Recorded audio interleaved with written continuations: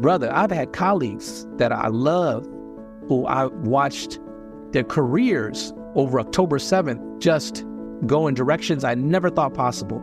I've watched them having to navigate real hard pressure from their community, whether it's a Jewish head of a Jewish school feeling like they're not going hard enough, to someone at a secular school who's leading the school who's not giving the right messaging for one subset of their community. And I'm watching this and I'm like, wow, if they had the ability or the time to take this as a class and bring in learning, and it doesn't need to be a guest speaker. It just needs to be a facilitated conversation.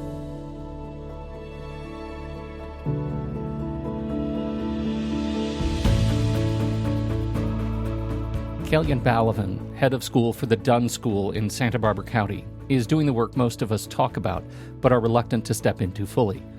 Engaging our community of students, parents, and teachers in an authentic conversation about the Hamas-Israel conflict as it's unfolded since October 7th and its impact on Israelis, Palestinians, and the world.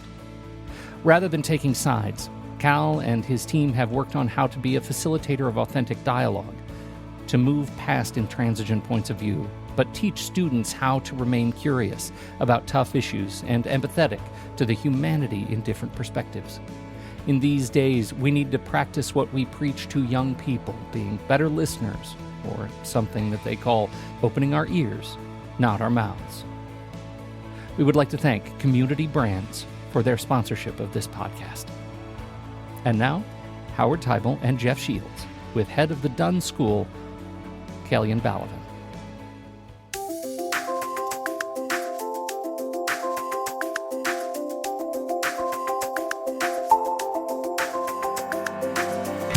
Thank you, Pete. Howard, we're here again for our Net Assets podcast.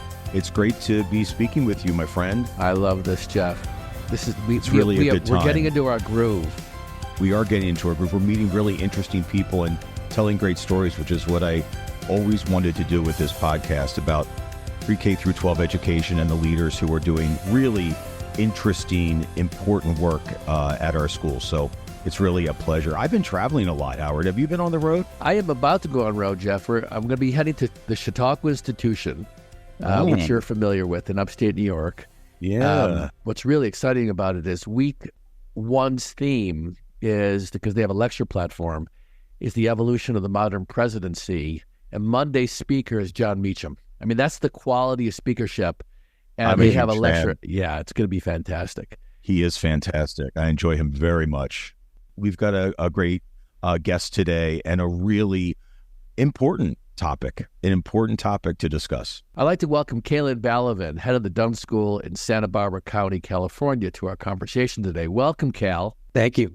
All right, what you got to tell us about what's going on in your life right now? Anything fun happening for you this summer? Ooh, summertime. Get to shut it down a little bit. Get to clean up the inbox, go down to zero, hopefully. And no, but I look forward to reading books that I haven't gotten to read, stuff that's on my watch list, etc., and just take some time for myself. Beautiful.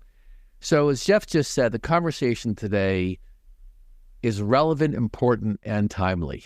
You know, the most public aspect of the Palestinian-Israeli Hamas crisis in this country shows up in higher education, as you and I talked about in a pre-conversation, Cal, as crisis management, right? Protests, arrests, suspensions, firing of college presidents, congressional hearings. And, you know, in the backdrop, because I do a lot of work with higher education, is this tension between free speech versus safety, the right to protest versus the disruption of the student experience. And you can't avoid this crisis management. But as you and I talked about, it's a huge missed opportunity. And NBO is doing a piece on your work in seizing this opportunity, where most institutions have really just focused on crisis management. You bring a powerful lens to this conversation that K-12 and higher education need to hear. But before we dive into what you built and what you continue working on, let's step back, and I'd love to give you a chance to just share where this started for you.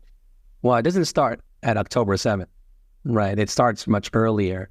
And I think watching DEI programs unravel and being intricately, involved with different DEI programs over the years, I've seen where missteps had happened. So for me, it starts with the mantra that I kind of hold dear, which is inclusion is not a special interest.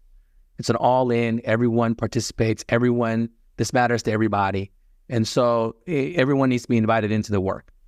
And so from that lens, a virtue signaling statement isn't sufficient, for a community that you're trying to lead in the midst of something that is triggering like October 7th or George Floyd.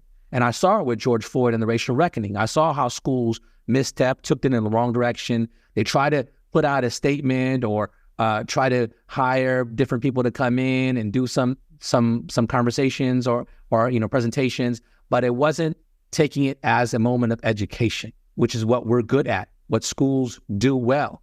And instead of educating, instead of bringing in perspectives and letting students look at something like they would in a classroom that might be controversial, a moment in history that might be controversial, you look at different primary sources to understand it fully. We took a different approach. We took a special interest approach, and that approach didn't serve schools well. So when October 7th happens at Dunn, we're on break, and we're coming back on October 9th. And, I have a, rudimentary statement ready just to acknowledge what's happened. But in that statement, I'm putting together a program, and that's where it started for me. Well, how do we get here? It's so interesting to me. Like you said, this is what we do. This is our mission, educating students.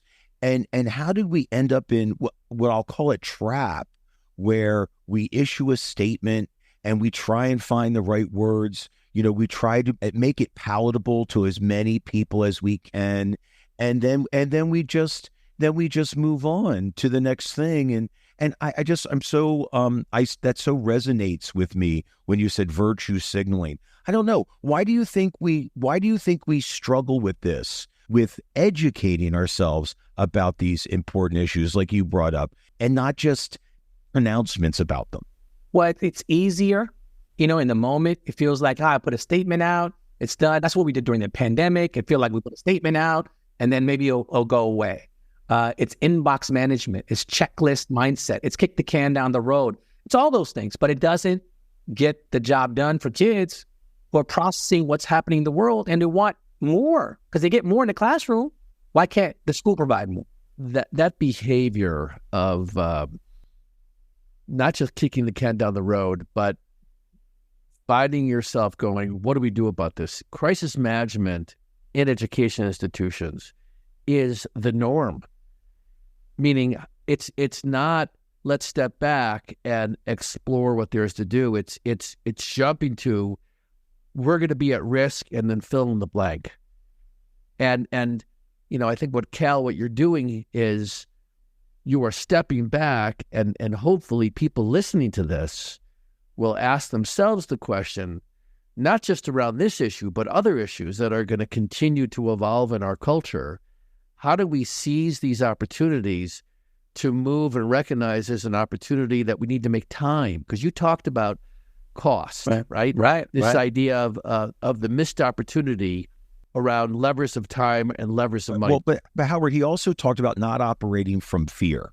Yes. And I think that's I don't think people are operating. I appreciate operating and kind of the ROI, Cal, that you describe. Where am I going to spend my resources? Trying to educate, do the right thing, or trying to manage a mess that's been created by not doing it. But you started with, we're not going to operate out of fear. So if we can start there as well. Well, I'll do that. We'll end on the lever of time and money and get there too. But it's this proposition of we're living in this amygdalan response, this fear response in these moments. Something like George Floyd, we're like, oh no, I don't know what to say. I don't want to say the wrong thing. Let me get a statement together that's vetted by a bunch of people, that seems innocuous, and put it out there, and whew, that's done. October 7th, same thing. This is going on for years, and everyone has different perspectives on what's happening overseas and in Israel, Palestine. What's legitimate, what's not, and people use nomenclature and words, and they mean different things by them sometimes. And it's fraught with so much tension And I don't want to touch that topic. Oh my goodness, right? And so people want to distance themselves, and that's the virtue signaling thing. There, let me put that out. I'm down with you, students, or I'm down with the subpopulation, and we resonate with you, etc. But I don't want to say anything that draws me into something. But let me go back to education when we used to do it well, whether that was civil rights movement all the way to 9/11. You know, you remember the moments when people used to wheel in the television set, the big old television set, wheel it in. We're going to watch this together, whether it's Challenger disaster, whatever. We're going to watch it together. We're going to process it together. I don't know what happened, kids. I'm trying to figure it out myself, you know, and that's honest and that's fine, right? But that's education. That is the conversation that's being had about the different perspectives and what's happening, and the primary resources are in front of you and they're unraveling, and you're trying to make sense of it. That's what schools used to do. I don't know what happened that slowly froze us in this mode of, oh, I don't want to say the wrong thing. And it might be because of cancel culture, quite frankly. If I say the wrong thing, I may get canceled, that people are now wary to actually educate, which is, oh my goodness, it's such a, you know, I don't even know what the word, I'm flabbergasted by. Well, but going back to your fearlessness, because by going into these topics, you don't know the outcome, and you're going to make mistakes, but you're focused on the mission, you're focused on the students, frankly, and you're focused on creating a clearer shared, or maybe not shared, understanding of it. Because what's interesting about this topic in particular is that when I talk about this conflict with very like-minded people, there's disagreement. There's disagreement. It's not clear, and it doesn't fall neatly into a political, cultural a package. It's so nuanced. So let's dig in. You were very uniquely connected within your community to be able to go into this conversation with your students. Right. And so, you know, going back to something Howard said, a lever of time, lever of money, right? You can pull different levers in an institution. If you don't address it, right, it becomes the crisis. And when it becomes a crisis, so now you're spending money to try to navigate that. That might be because people are frustrated. They don't want to work for the school that doesn't, you know, get behind something. It might be because students are disenrolling. It might be because parents are not feeling like they want to give philanthropically to an institution that doesn't walk the walk, et cetera. All those things, right? And so time needs to be spent. And how does that time get spent? So my unique situation was when I came down to Santa Barbara. Now, I got to step back a little bit. Before I came to Dunn School, I was at the Athenian School for 13 years. And I had been the director of equity and inclusion and navigated to a director of teaching and learning role. In that process, when I was the director of equity and inclusion, I created something which, you know, really, you know, I didn't think was going to be something that would blow up, et cetera, but it was something that became an open source model that a lot of schools use called the Inclusion Dashboard. And 200 plus schools started using it to measure inclusion, because it wasn't sufficient, I felt, just to talk about inclusion in narrative. When I came to Santa Barbara, I was, you know, interviewed and questions happened. And during the course of the interviews, I met public and private educators here. And, you know, the idea was, I said, what if Santa Barbara became a lab where public and private schools, they did their own measurements, but they got together in a network, and that network would share resources with each other. Because I was part of that network, I got invited into another conversation when Kanye West started posting all those anti-Semitic comments. I got pulled into a group that was kind of a friends group of Black and Jewish leaders in Santa Barbara. And so this is a year prior to October 7th. And we're meeting once a month, having dinners and having these conversations on how to navigate these things. And so when October 7th happens and I'm putting together that email, I said, I'm going to put together a real class, right? And the class is going to have guest speakers coming in, providing perspectives across the spectrum on this issue and providing the background information the students need. And so I called the folks in the group and say, hey, can y'all help me? And so suddenly I had that Friday, I had the daughter of a Holocaust survivor coming in, talking about her mom's story. The following couple of weeks, I had a representative from the ADL. Then a couple of weeks later, I had a professor and a rabbi. Then I had again, and it kept building. We took the whole school to the Museum of Tolerance. We took the whole school to the Holocaust Museum as a part of the building of consciousness around the topic. I have 24 countries here on my boarding program. Some kids have very little coverage of world history. The assumption of what the Holocaust was or what happened is an assumption you can't have in a community like this. So we're level setting, building consciousness so that October 7th starts to resonate and people start to realize what it is and where it is in the context of the Middle Eastern history. This is a great example, Cal, of preparing yourself for that moment, right?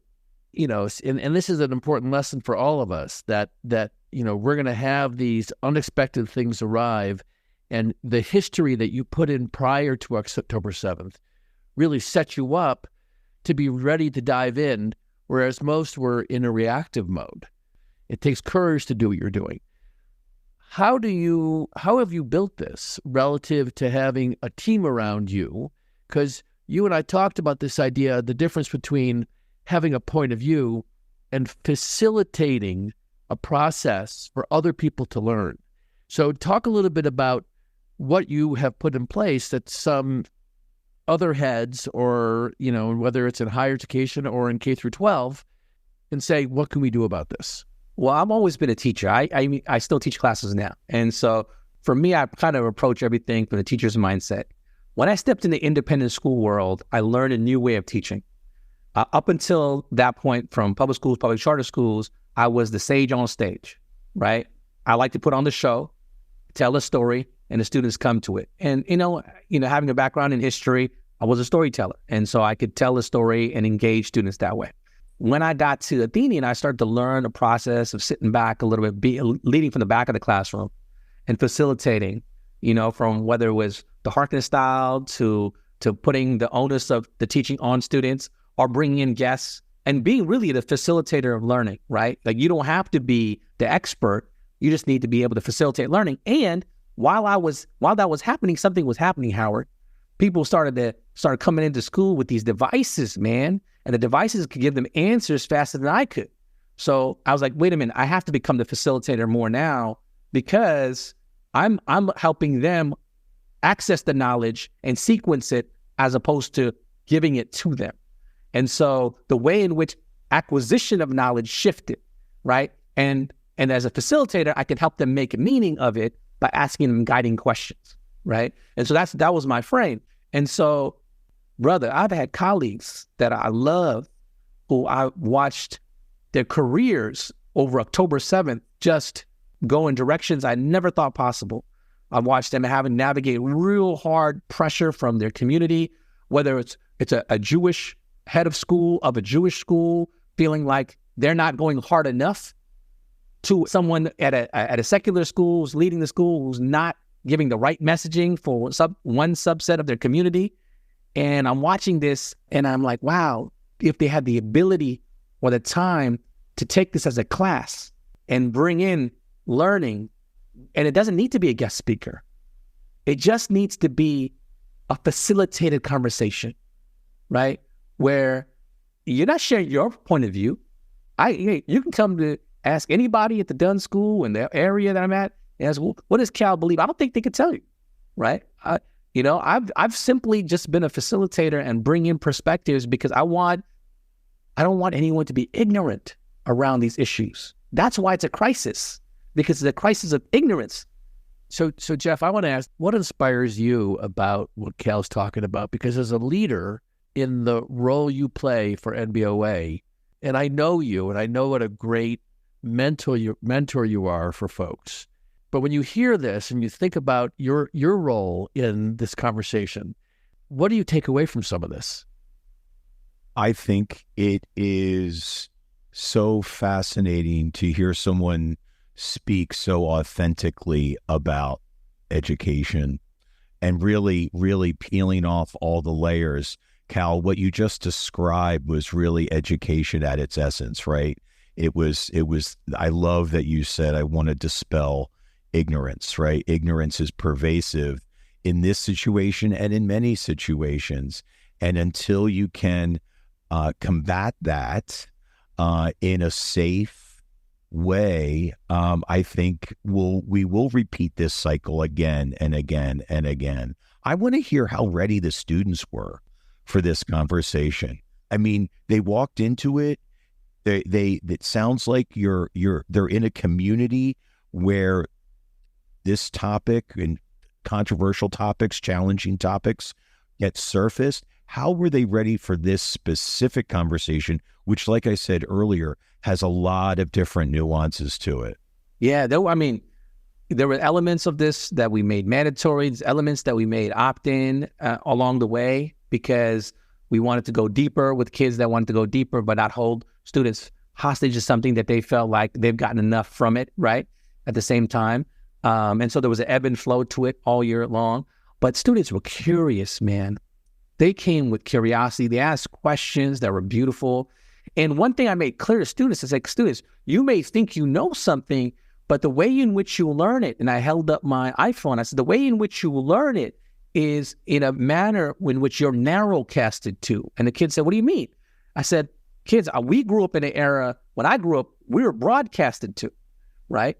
Narrowcasting means you're only seeing a sliver of what is the story. You're getting the same perspective because of what you've liked in the algorithm.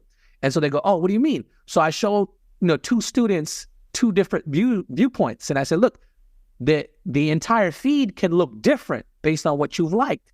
So you may not truly understand the issue. So come approach us to questions, and there's going to be some great speakers and different people will come through, and they ask different questions. At one point, I had a speaker come in, and it was an educator that that I knew from previous school, and I invited him to come speak because he was an Egyptian man, Muslim, married to a Jewish Israeli woman.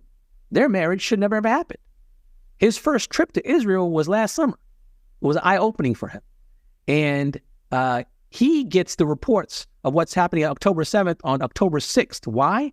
Because he's on a live WhatsApp call with his father-in-law, and his father-in-law is screaming, going into the bomb shelter, and he can see the bombs in the background of the call. And he's waiting till it's October 7th. That's when we get the news of it, right? Because they've already, they're a day ahead. And so I'm telling you, I've never seen the students, and this is like the fourth or fifth conversation in, I've never seen the students, you could drop a pin on our campus, 60 acres, you get a pin drop. The students leaned in the way, and it was like the curiosity kept getting fed and fed and fed and fed, and the questions they were asking, they were getting answers to. And we're not stopping. We're continuing because we want to continue building on the perspectives and what's happening into next year. But again, that's the lever of time. Have you discovered any pushback along the way? Oh, yeah, sure. Initially, the pushback I got on October 7th and 8th was, Cal, aren't you going to say something about October 7th? And I said, we're on break. I'll say something on October 9th, so people actually read my email. We'll have assembly and we'll talk about it. But I got something planned. If you trust me, I have something planned. And so there was a little consternation. I'm not going to lie. Those folks were asking questions, and there were some assumptions being made, et cetera, because some people didn't know me, right? And so they didn't know what I was going to do, right? So, as soon as that Friday happened, right, and we did the first conversation, it kind of quelled people's, tensions. Along the way, before I started bringing other people, because I was building consciousness around the topic, I started getting, some long emails, how come you're not covering this perspective? I said, I will. It's going to be covered as part of the course. Don't worry. But it's a whole year. We're not stopping. And so I didn't think people realized that initially. And then I think those are the main pieces of pushback that I got along the way. And then every now and then there's a student that might only pay attention to part of the conversation and goes home. They said this, so well, actually this was part of a larger thing.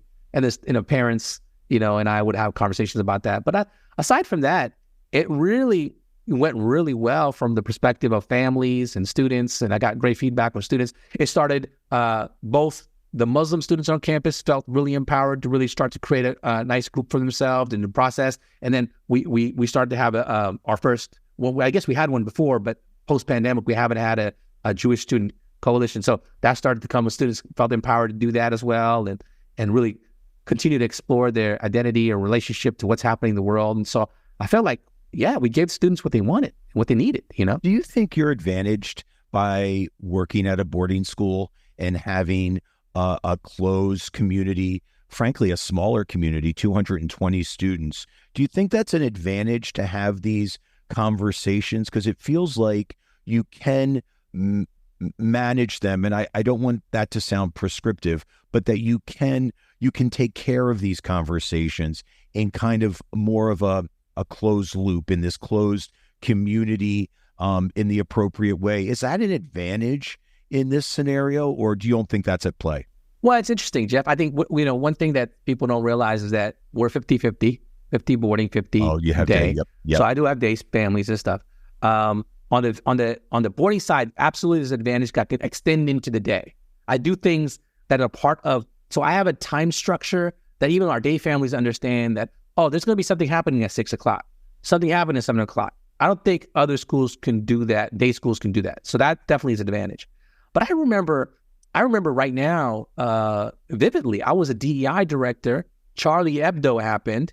And I remember, we were on the phone. I was at Athenian. I was on the phone, head of school, everybody, we were having a conversation. And we pulled together the entire school. We had 500 students and did conversations throughout that day and that week to really support students to understand what's happening in the world. So that model, I think, is scalable. And as long as you approach it from that fundamental classroom, I'm teaching pedagogical frame, and then just scale up from there.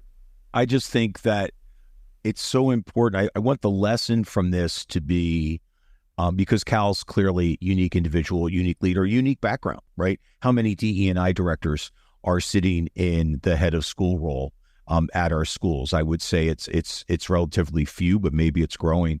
But the important thing here is that you go in, you lead with that authenticity, that fearlessness. You think about what's your role as educator, and you identify resources that are available. Cal mentioned a few that he was connected with, but there are resources around you to bring into these conversations. I don't want people to hear, well, I could never do that, or we couldn't do that. We couldn't handle that at our school. It really, you offer, Cal, a roadmap on how you can break it apart so you can do that. And not just about this issue, but about any issue that comes to the fore and needs to be dealt with, and that our students need to understand to operate in this world that we're sending them out into, right?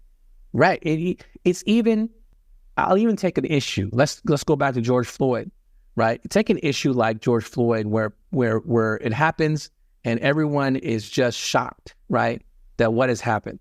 And there certainly are perspectives and things around that and context, and all of that's happening in the community, and you have a vibrant community trying to lead, it's diverse. Even if you went up there as a head of school, that might be completely disconnected from that. You might be racially solely different, gender, et cetera. And you go up there and say, I'm in shock and I'm trying to figure it out. You know how powerful that is for kids to hear that, right? Because it's honest, right? And I'm trying to figure it out. And we're going to try to bring in folks and try to figure it out together and ask the questions, right? That's honest, right? The virtue signaling thing is not honest. Quite frankly, it's show. It's show, and it's easy. It's easy, yeah, right? Yeah. October 7th, what's happening in the Middle East is an example of and a brutal one of things that are going to continue in our world. So when you think about where you're looking to take this, do you have an idea or a hope for where this goes in the work that you're doing?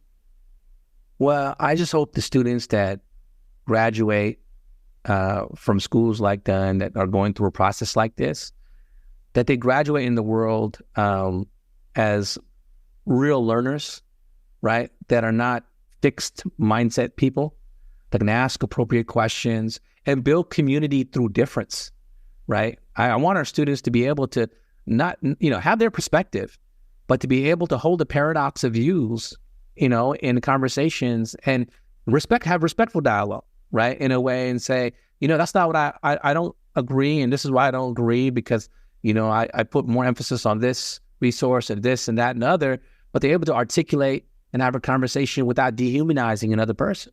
That is what I would love to have transfer out of our school. And 20 years from now, I meet that student, and that student has completely different views than I do, but we can have a dialogue, conversation is respectful, and I'm like, wow, that's wonderful, right? That's what you want. Jeff, and I know you have a daughter that's now entering college, and I think about this in terms of her and other young people. What are your hopes around this conversation we had today? Well, what I'm taking away from it, first of all, Cal, in all honesty, when we first talked about this topic, I was a little bit nervous and fearful of opening this up on the Net Assets podcast, and I'm so glad we did. And I think your vibe, if I can, that you carried on your campus came through in this podcast. You made it safe. You made it okay to talk about it. My takeaway is that being certain is not a sign of strength. It's when you say, I'm uncertain, I'm unclear, and when you're that vulnerable as a leader in your community, I think that's real strength. And let's figure this out together. But I do think certainty in this world, this unbridled I know and my point of view and this immovable knowledge that people assert, I think is so we're upside down around it. We're upside down. Yeah. How can you be certain about something that's so deeply polarizing for the world? It makes no sense. And students can know when you're spewing BS, Mm-hmm. Oh, totally. Well, I appreciate you. And I really appreciate this conversation. Yeah. I just want to share that my takeaway from this and hope, and I think that you're living this, Cal, is you're attacking some of the symptoms that lead to hate. Because what you're teaching others and practicing is to focus on that it's not about being in agreement.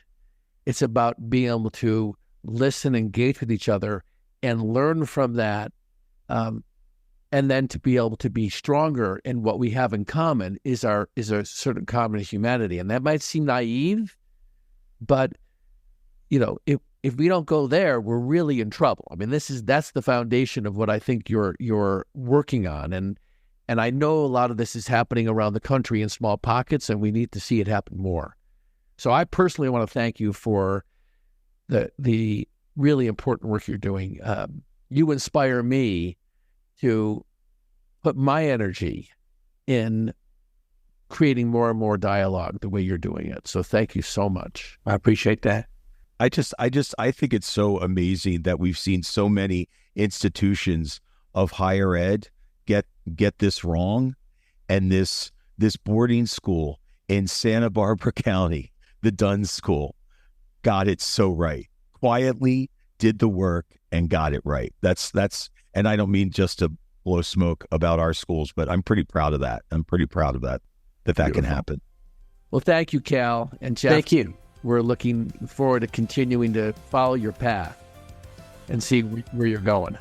Well, I hope in the very least that it inspires folks that fear doesn't have to be the thing that freezes us, right? Or we run away from, or we try to have the meeting after the meeting about, etc. That we can actually go forward through that, because there's a knowledgeable way to break that down, to move forward, and to build community while you're also educating yourself. Well said. Thank you so much. Yeah. Thank you. Thanks, Cal. Thanks, Howard. Until next time, thanks for listening to the Net Assets Podcast. The Net Assets Podcast is produced in partnership with NBOA and Teibel Education Consulting, with direct support from Community Brands.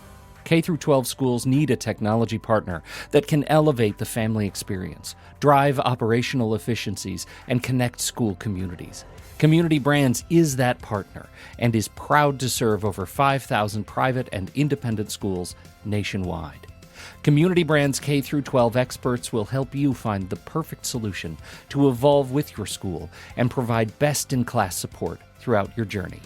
Visit communitybrands.com/schools to learn more about how their purpose-built solutions fuel school success. Production and engineering by Pete Wright and True Story FM. Music this week is by Anthony Vega and Zach Nelson. If your podcast app allows ratings and reviews, we hope you'll consider doing just that for our show. But the best thing that you can do to support the Net Assets podcast is simply to share the show with a colleague. Thank you for listening.